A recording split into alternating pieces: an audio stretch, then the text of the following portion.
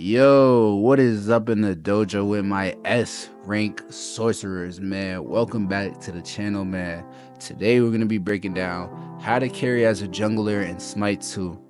If you ever felt like your team's holding you back or you're just not making a big enough impact, this guide is going to show you how you can dominate your rank game. So let's get straight into it. So first things first is going to be picking the right gods.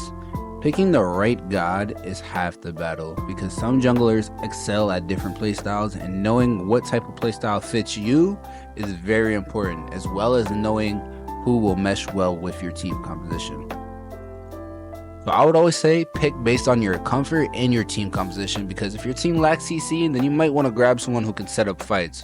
Or if they're lacking damage, I would go full assassin build and just rock out.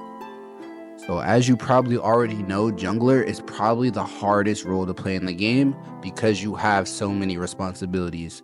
As a jungle, your role is to set the tempo for the entire game.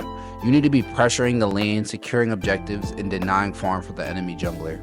So I'm going to break it down into 3 points on how you can pressure and set tempo early game. So what you're going to want to start with is making sure you're doing a proper clear. Smite 2 definitely changed the jungle pathing a little bit, so test out efficient routes that work for you. A strong clear just means that you're hitting level 5, definitely before the enemy jungler, but practically before anybody else in the game. So what I tend to do is I start in my own back camps, go yellow, then go ward. Once I get ward, I'm level 2. Then what I'm usually doing is looking for early gank opportunities, which is going to be our next point. So always look in the lanes, especially mid, for people that are overextended or lack escapes, because that's your priority. Those are free kills almost every single time. I tend to go up mid. If there's no gank available, then I'll go get the mid camps, then we'll go back, we'll go get red, and usually the mid laner will help me get the other ward camp, and by that time I should be around level 3 or 4. And you're just going to want to continue to get farm. And if you so happen to kill the enemy jungler, then you're going to want to do the third step, which is invading when possible. And this can go for any time in the game. If you kill the jungler, if they're being too aggro and they keep dying, make sure you're going in and you're taking their XP, taking their speed buffs, taking their red, taking their blue. Because doing this puts their whole team behind. This puts them at a strong disadvantage while putting you at a bigger advantage, and this only begins to start a snowball effect where your team is constantly getting stronger and their team is still struggling to get stronger, in turn making them weaker. And that's going to probably take you to mid game, and mid game is where the best junglers separate from the rest. Here is the main part of how you're going to want to help carry your team.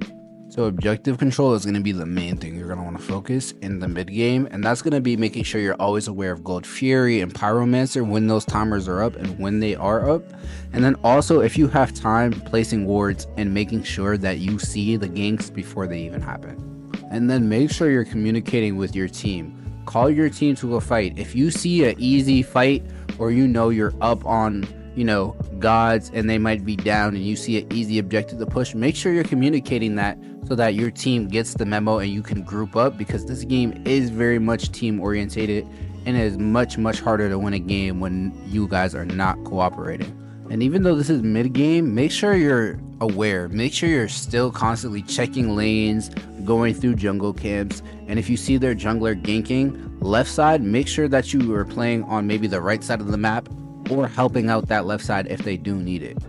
And then rotations are always key. Make sure you're not just AFK farming. Look for fights, push those lanes, and secure the kills whenever possible.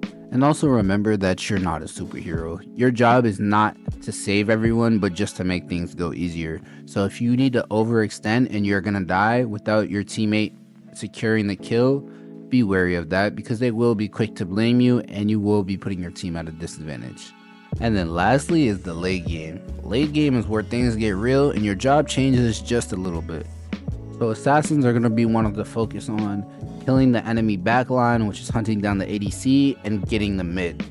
And then as a warrior, someone with high sustain like Herc is going to want to be playing the front line and peeling for your carries.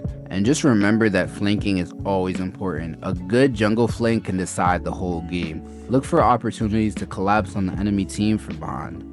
And then as an extra bonus tip, try and get the fire giant if possible. Now I've seen a lot of people secure the fire giant and lose the whole game because their whole team ends up being low fighting the fire giant, or the other team comes back and invades and then they just mess up the whole momentum. So don't make it your main priority, but if you do get like a team wipe or kill 4, try and group up with your team to go get the fire giant, and make sure that you always have wards down so you're not blindsided.